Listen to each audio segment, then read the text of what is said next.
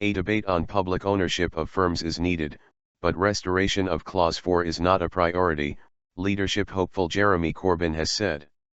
Earlier, he told The Independent on Sunday the party could restore Clause 4, its pledge to common ownership, or set up a similar commitment. But he told the BBC more discussion was needed, after the leadership vote, to decide the party's economic direction. Leadership rival Liz Kendall told the IO's Clause 4 belonged in the past.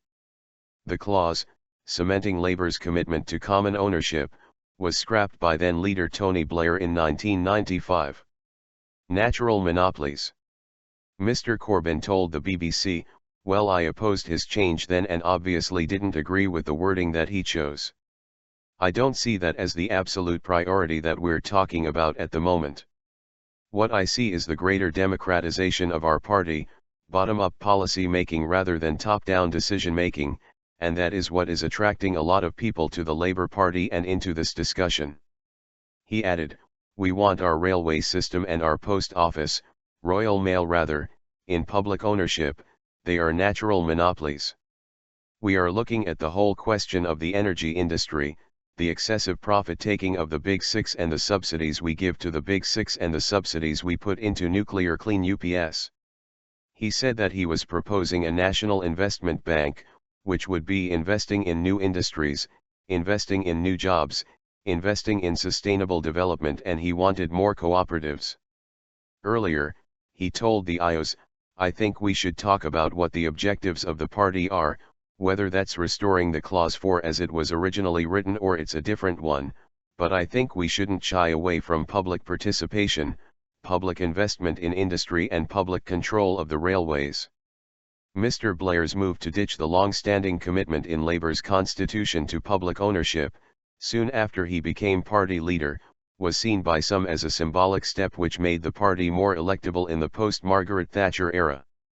The original wording of Clause 4 was replaced with a new commitment to a thriving private sector and high-quality public services where those undertakings essential to the common good are either owned by the public or accountable to them.